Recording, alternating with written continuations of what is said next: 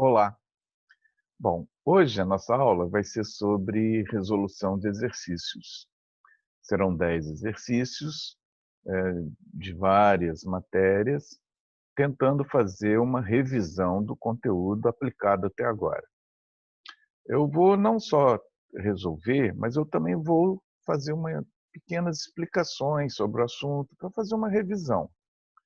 Espero que vocês gostem e qualquer dúvida, por favor, entre em contato comigo pelo e-mail do Darwin, né? Bom, então vamos lá. Nosso objetivo é fazer essas questões aqui. Deixa eu mudar aqui um pouquinho. Ok. Bom, a primeira questão é uma questão de embriologia. A questão fala o seguinte: a terceira fase do desenvolvimento embrionário é a organogênese, que se caracteriza pela diferenciação de órgãos a partir dos folhetos embrionários formados na gastrulação. Após a neurulação, os folhetos embrionários continuam a se diferenciar, originando os tecidos especializados do adulto. Diante disso, observe a figura a seguir. De acordo com a análise da figura e dos conhecimentos sobre o desenvolvimento embrionário, podemos inferir que. Bom, então aqui tem um embrião, um feto, né, cortado, com algumas características. Na realidade, isso aqui é um embrião, né, porque as características que estão aparecendo aqui são características embrionárias. Bem, então vamos lá. As opções que temos. Tubo neural e a notocorda são estruturas derivadas da ectoderme. Gente, a ectoderme, ela origina o tubo nervoso, né? A notocorda não vem da ectoderme, a notocorda vem da mesoderme. Então, nós temos aqui um erro, né, conceitual. Ali a opção já está mostrando que é a opção C, que é para marcar, né? Na letra B, nós temos o seguinte: o arquêntero é o responsável pela diferenciação da coluna vertebral. Coluna vertebral é osso. Osso vem da mesoderme. C, que é a opção certa, a notocorda só pode estar presente em um animal triblástico. O animal triblástico surgiu nos plateumintos. De plateuminto para cima, todos são triblásticos. E a notocorda só aparece nos cordados. Então a opção está certa. Para ter notocorda tem que ser triblástico, né? Porque é uma característica que o terceiro tecido embrionário surgiu antes da notocorda. O celoma é uma cavidade corporal que dará origem ao intestino. Não. Quem vai dar origem às estruturas intestinais é a endoderme, é o tecido interno, né? O celoma é apenas um buraco para alojar os órgãos internos. Não vai originar intestino, nada. Por sinal, o celoma não origina nada, ele é um nada, ele é um vazio, ele é um buraco. A fase de neurula ocorre tanto em animais diblásticos quanto em animais triblásticos. A neurula só pode surgir em animais que têm a mesoderme. Então, essa opção está errada, porque animais diblásticos não podem ter neurula. Elas só chegam até gástrula. Bom, aqui a gente pode fazer até uma observação do seguinte. Vocês viram que já é uma questão que envolve tecidos embrionários e o que eles vão originar.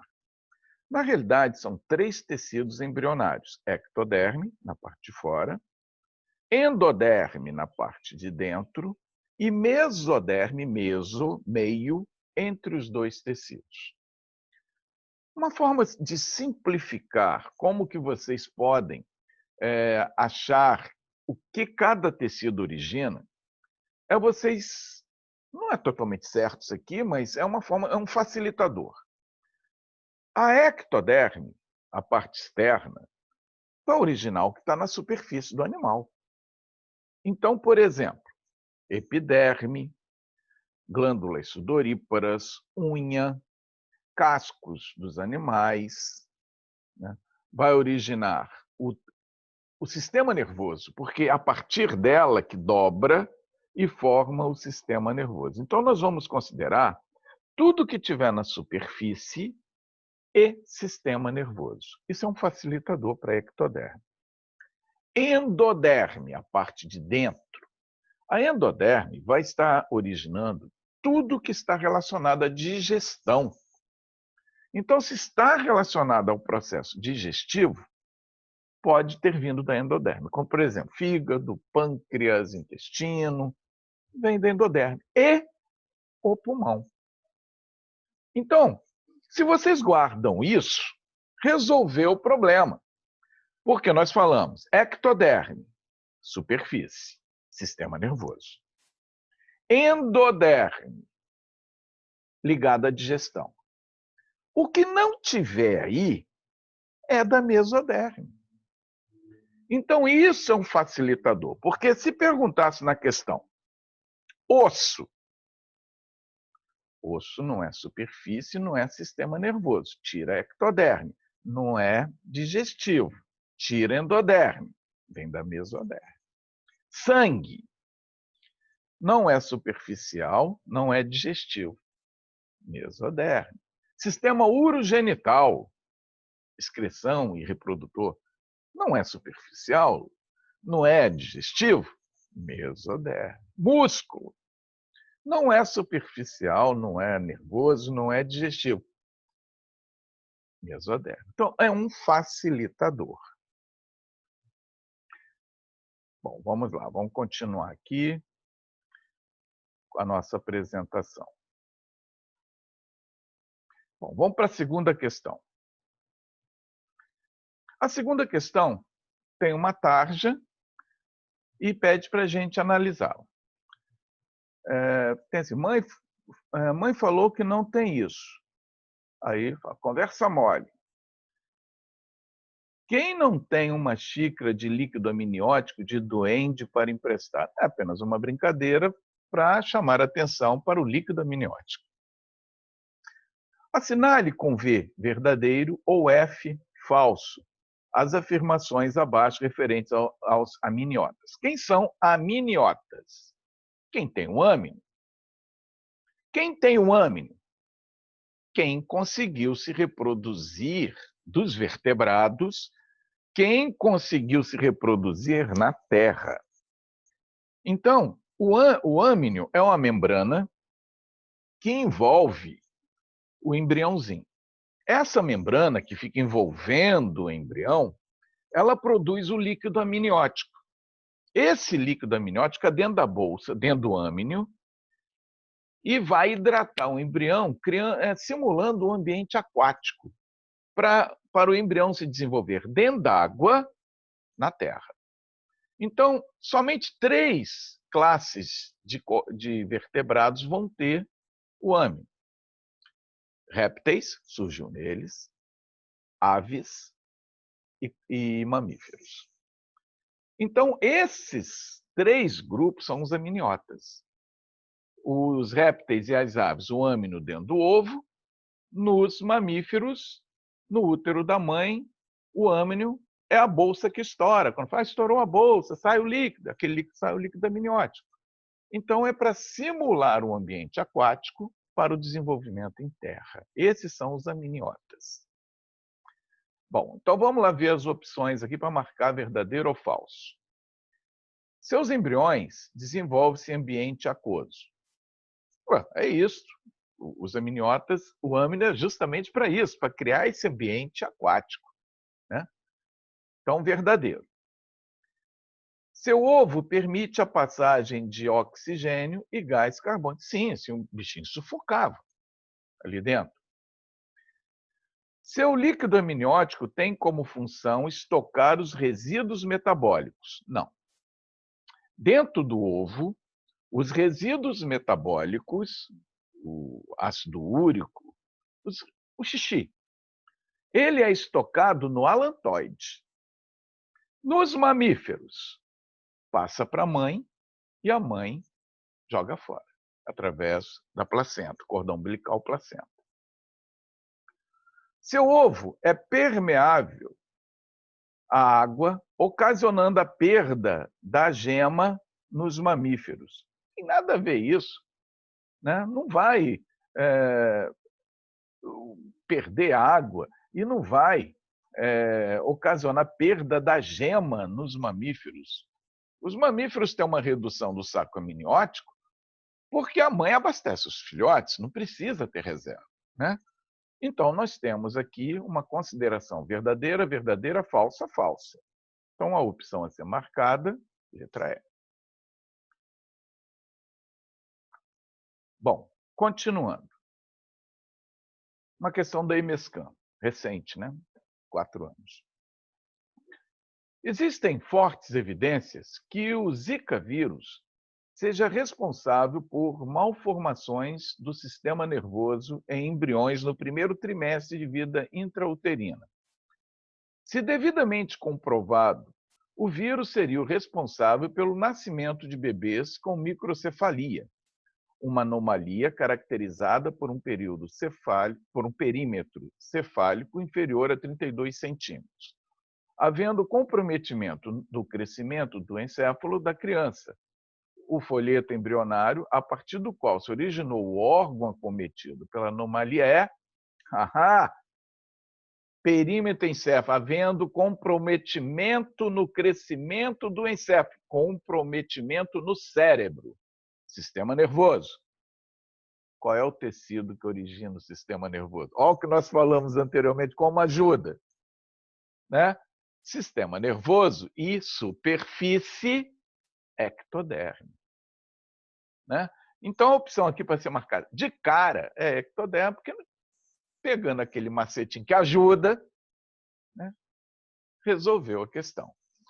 Aqui nós temos ainda a palavra mesênquima. Mesênquima são células de preenchimento do corpo. E hipoblasto. Hipoblasto, hipo é inferior, blasto é célula. Então, são as células inferiores da mesoderme. A mesoderme, ela preenche o corpo do animal todo. A parte de baixo, que envolve ali o celoma, que vai envolver o celoma, naqueles animais que vão ter o celoma, né, chama-se hipoblasto. 4, questão 4. O Adivinha Darwin é um jogo de cartas onde sai vencedor o jogador que adivinhar a maior quantidade de animais de acordo com as pistas fornecidas pelo mediador do jogo. Através das pistas fornecidas, o integrante do jogo deve apresentar a carta referente às informações que haja uma relação direta entre as pistas e a resposta correta. Sendo assim, observe a carta presente no jogo. A partir da análise dessa carta do jogo, marque a alternativa que mostra corretamente a carta que representa o animal correspondente a todas as pistas fornecidas. Então, eu tenho aqui 5 grupos de animais e tenho os dados aqui da carta. Vamos ver os dados da carta, que é fundamental para eu saber qual é o animal que ele está se referindo. É um verme, todos são vermes. Então, não ajudou. Pseudocelomado, palavra-chave. Se é um pseudocelomado, né, eu só tenho um grupo pseudocelomado, que são os nemateumintos. Então, eu tenho que ver aqui o seguinte, quem aqui é nemateuminto? Vamos ver, se só tiver um, já achamos a questão. Bom, Ancylostoma duodenale. Esse é nemateuminto. Schistosoma mansoni é plateuminto. Eliminado. Taenia solium, plateuminto. Eliminado. Vulchereria bancroft, nemateuminto. Então, já temos 2. E Ascaris lumbricoides, nemateuminto. Temos 3. Então, ainda não ajudou para a gente definir quem é, né? Simetria bilateral, não ajudou. Todos eles têm. Simetria bilateral apareceu nos plateumintos. Então, todos dali para sempre vão ter pelo menos uma fase da vida. tubo digestivo completo. Todos os nematelmintos têm. Também não ajudou. Agente etiológico de uma doença causada pela ingestão da água ou alimentos contaminados com ovos desse verme. Bom, ancilóstoma. O homem não engole o ovo. A larvinha surge no solo e entra pela pele do homem. Já eliminei. Não pode ser esse. O próximo, Wuchereria bancroft. Picada de mosquito. Essa é a elefantíase, provoca elefantíase. Picada do mosquito culex. Não tem ingestão do ovo. Com isso, nós já chegamos ao verme que a gente tem que marcar, que é o Ascaris lumbricoides. Fomos pela eliminação, pelas características apresentadas. Para fazer essa questão, você tinha que saber bem como funcionam todas essas doenças, né? É uma questão básica, mas precisa ter o conhecimento das doenças. E, principalmente, saber quem é cada agente etiológico, de que doença se trata, né? Se não souber isso, pode complicar. Questão 5. Helmintos ou verme, isso aí, são sinônimos. Helminto significa verme. Platelmintos, vermes achatados. Nematelmintos, vermes cilíndricos. Vermes. Helmintos, vermes. São animais metazoários, quer dizer, animais verdadeiros, né?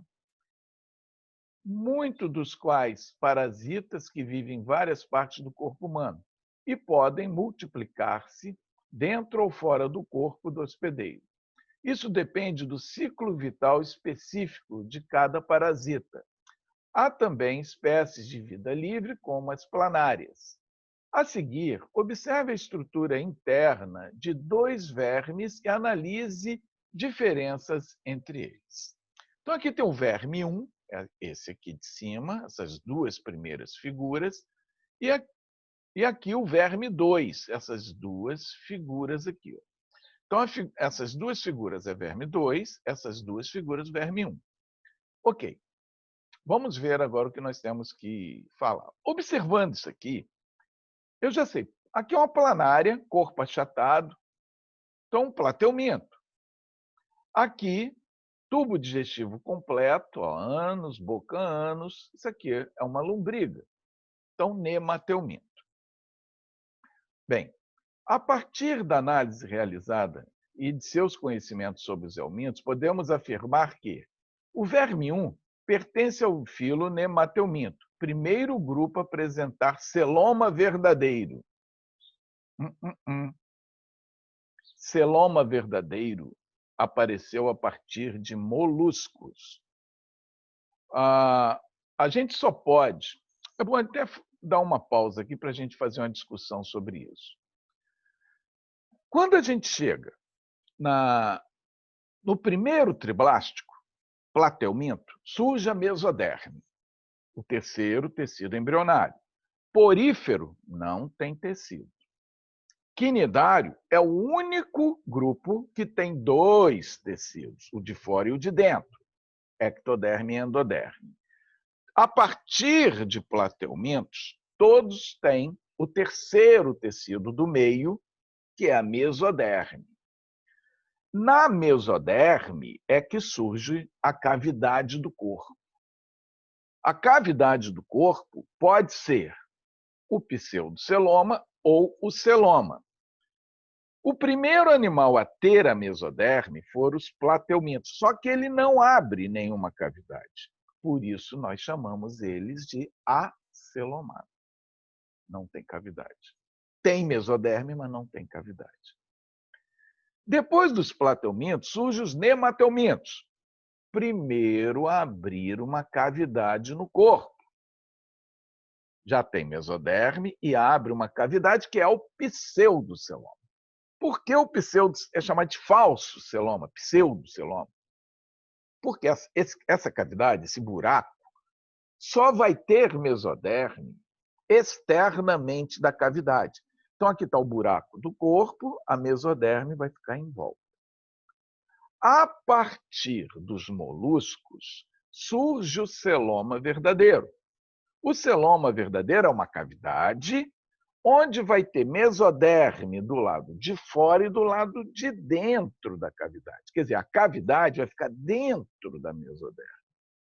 Essa é a diferença. Então, quando a gente tem triblástico com mesoderme, o primeiro, plateuminto, acelomado, não forma cavidade. O segundo, falsa cavidade, nemateuminto, único. Terceiro, aí surge molusco. Daí para frente, todos celomados. Só para a gente ter uma visãozinha desse processo. Bom, então aqui fala que nemateuminto, primeiro grupo a apresentar celoma. Não, molusco. O verme 2 é um nemateuminto, pois apresenta um par de gânglios nervosos, o que facilita a condução dos impulsos nervosos, cuja estrutura foi originada pelo surgimento da mesoderme. Totalmente errado. O sistema nervoso não vem da mesoderme, né? Ele não apresenta um par de gânglios nervosos também, ele apresenta um anel nervoso ao redor da faringe deles, onde saem nervos para o corpo. C. O verme 2 é um plateuminto. Não, o verme 2 é um plateuminto, tá certo. Pois o surgimento do celoma possibilitou... Não tem celoma, ele é acelomado. D. O verme 1 é um nemateuminto, sendo vermes cilíndricos com tubo digestório completo e a cavidade corporal parcialmente revestida pela mesoderme. É o que eu acabei de falar. Eles têm a cavidade do corpo parcialmente revestida, porque é só do lado de fora. E é o primeiro grupo a ter sistema digestivo completo. Perfeita essa resposta aí, né? Então, essa é para ser marcada. Vamos ver a letra E. Os dois vermes pertencem ao mesmo filo. Já está errado, né? Um é nemateuminto, o outro é plateuminto. Totalmente errado. Questão 6. A tênia, ou solitária, é um verme de corpo achatado, causador da doença humana conhecido como teníase. No ciclo normal da doença, uma pessoa adquire o verme através da ingestão da carne mal cozida.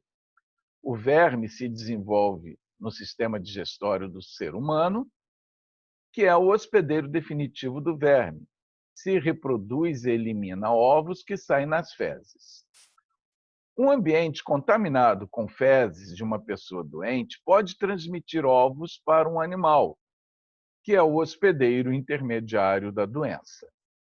Em um ciclo normal da doença, uma pessoa pode se contaminar com ovos.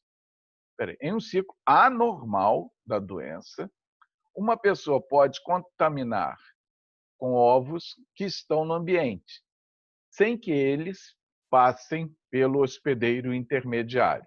Esse ciclo anormal desenvolve uma doença chamada de cisticercose. Ok, só deram uma referência do que é a teníase, o que é a cisticercose e como é o contágio, basicamente.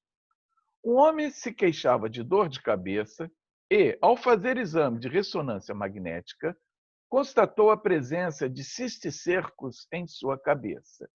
Esse homem adquiriu a cisticercos. São as larvas da tênia. Tanto a tênia saginata como a tênia sólio, a larva chama-se cisticerco. A cisticercose é quando o homem ingere os ovos da tênia sólio. Se o homem ingerir o ovo da tênia saginata, não acontece nada na gente, porque a gente digere os ovos. Mas, se o homem ingerir os ovos da tênia sólio, o homem vai fazer o papel do hospedeiro intermediário, que é o porco. Era o porco que desenvolve, que come os ovinhos e passa uma parte do ciclo de vida da tênia. Se o homem comer o ovo da tênia sólio, o que iria acontecer no porco aconteceria com a gente. A gente chama isso de cisticercose, porque a larva vai parar em algum lugar do nosso corpo. O problema é quando vai para a cabeça. E o cara estava sentindo dor de cabeça aqui. Então, vamos ver aqui. Esse homem adquiriu o quê? Se ele tem cisticercos na cabeça, ele engoliu o ovinho da tênia sólida. É isso aí.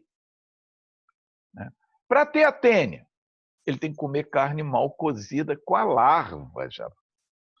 Para ter tenias, tanto de tênia sólida como tênia saginata, a gente tem que comer carne mal cozida com o cisticerco. Se a gente comer carne de boi com cisticerco, nós vamos desenvolver uma tênia saginata no intestino. Se a gente comer carne de porco mal passada com o cisticerco, nós vamos desenvolver uma tênia sólium no intestino. Então, o cara que está com dor de cabeça porque tem cisticerco, ele comeu o ovo da tênia sólium e o cisticerco está nele, fazendo o papel do porco. Então, o homem vai ter tenia. Não, vai ter cisticercose. B. Teníase. Não. Cisticercose. Cisticercose, pois fez ingestão da carne. Não, na carne não pega cisticercose, na carne pega teníase. Para ter cisticercose, tem que comer o ovo da tênia sólium. D. Cisticercose, pois fez ingestão dos ovos da tênia e passou a atuar como hospedeiro intermediário do verme. Certo, ele está fazendo o papel do porco. Né? E na letra E, cisticercose, pois fez ingestão do ovo da tênia e passou a estar como hospedeiro definitivo. Não. O hospedeiro definitivo é quando a gente tem a tênia, aí tem que comer a carne. Né? Quando a gente come o ovo, a gente vai fazer o papel do porco, que é o hospedeiro intermediário.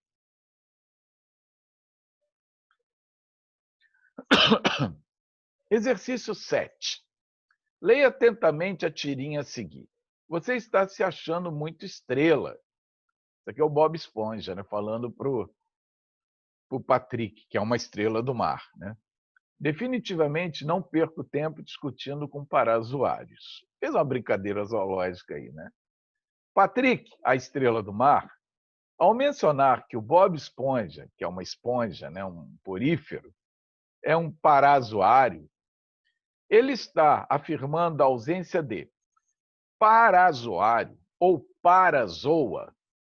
Significa, é um termo que foi criado para dizer que o animal é o único diferente de todos os outros, por alguma característica. Ele é paralelo aos zoos, aos outros animais, parazoa. E isso só acontece com os poríferos porque eles são os únicos animais que não têm tecido. Isso já tinha falado antes. Porífero não tem tecido embrionário. O desenvolvimento embrionário dele não chega na gástrula. É na gástrula que forma os tecidos. Então, o porífero começa o seu desenvolvimento embrionário, vai até a blástula, daí origina o animal, sem formar tecidos. Então, as opções que a gente tem aqui, está falando exclusivamente parazoário, é uma referência a não ter tecidos verdadeiros no corpo. Então, é uma questão direta. Parazoário é não ter tecido. Ok? 8. Da Multivix, aí bem recente, né? 2 anos. O filo quinidária possui cerca de 11.000 espécies descritas, algumas delas com ocorrência relativamente comum no nosso litoral. Das afirmativas abaixo, qual apresenta apenas informações corretas sobre esse filo? Vamos à letra A. São animais diblástico? Não. Diblástico a partir de plateumintos. Quinidários são diblásticos, 2 tecidos. Os únicos diblásticos. Peporífero não tem. Podem apresentar quinidoblastos. Quinidoblastos são aquelas células que queimam. Já está dizendo ali. Que são células urticantes. Urticantes vem de urtiga, que queima. Né? Distribuídas por toda a sua epiderme. Essa está certa. Né? Seu habitat é exclusivamente marinho. Não, tem água doce também. Está errado.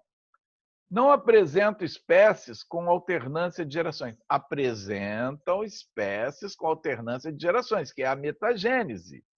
Né? Então, eles têm espécies que fazem isso. E é uma das principais questões que em unidade de prova trabalham com metagênese. Todos realizam a pena de digestão intracelular. Eles foram os primeiros animais a terem essa cavidade gastrovascular que está falando aqui embaixo. Essa cavidade gastrovascular é o primeiro estômago, entre aspas. É o primeiro local de digestão fora da célula. Então, está errado. Com isso, nós temos a opção, né, B, que podem apresentar quinidoblastos, que são células urticantes na epiderme. Isso é uma característica deles. Por isso, eles são chamados de quinidários.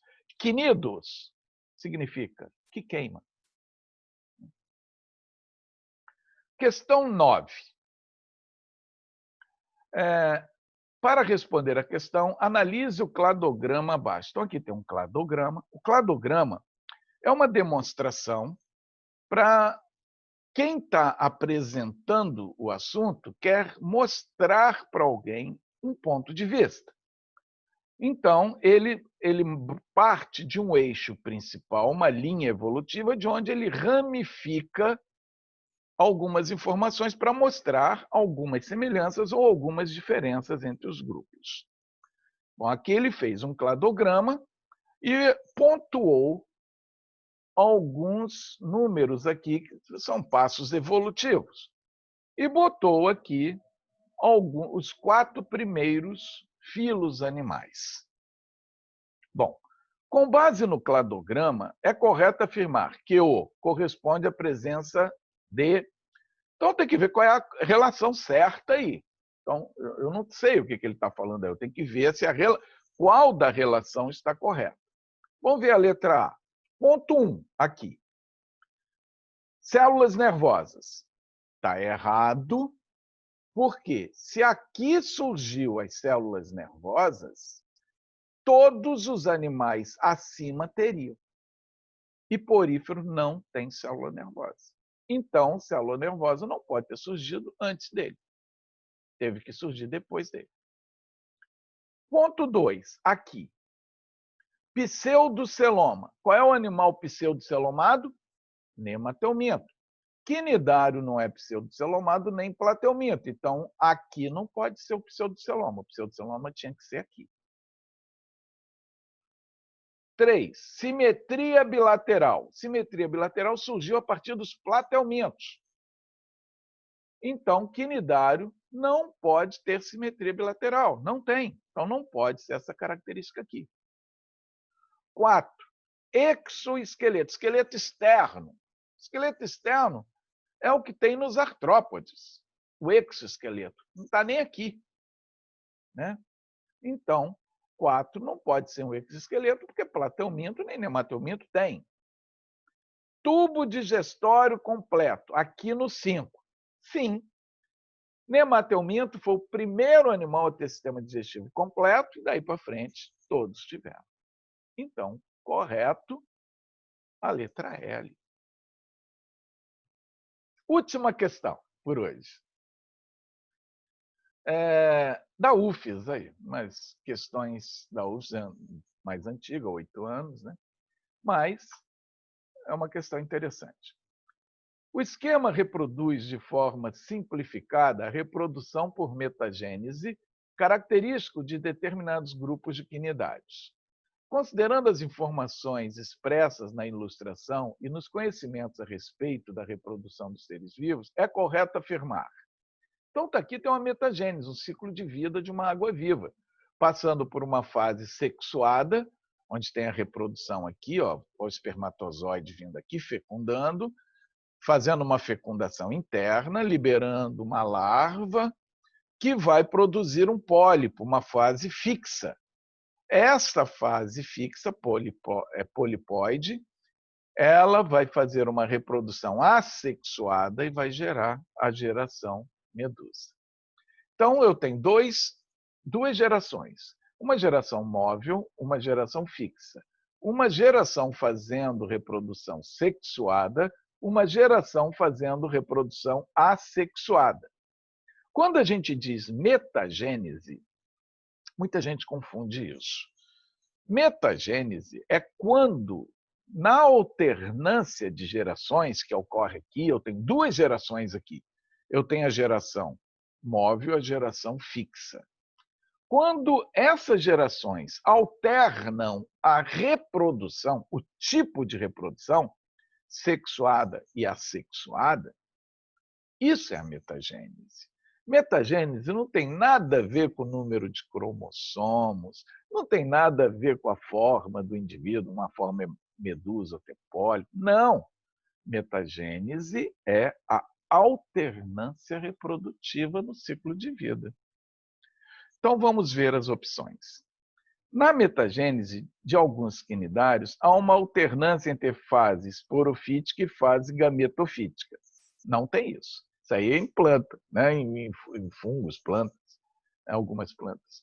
Então, não tem. A etapa polipóide, essa aqui, ó, dos quinidários com metagênese, é sempre sexuada. Então, essa aqui é a fase polipóide, está aqui. Ó. Essa reprodução dela aqui não tem variabilidade genética, é uma estrobilização isso aqui. Então, é assexuada. A fase sexuada, sempre quem faz é a fase medusoide, a fase de medusa aqui. A etapa medusoide dos quinidários com metagênese é sempre sexuada e origina pólipos. É isso aqui, ó, fase sexuada e origina pólipos. Já está certo, né? Vamos ver as outras. A larva ciliada se desenvolve em medusa. Olha a larva aqui. Ela se desenvolve em pólipos. Está no esquema. A alternância de gerações dos quinidários intercala uma fase haploide e uma fase diploide. Não, todos são diploides aqui. São animais, todos são diploides. O que alterna aqui, duas coisas alternam aqui. A forma de vida, uma geração é medusa, a outra é pólipo, isso é uma alternância de forma, e a metagênese. A metagênese é uma alternância reprodutiva, quando uma geração faz a reprodução sexuada, que é o caso aqui da fase medusoide, e a próxima geração, a fase polipóide, faz uma reprodução assexuada.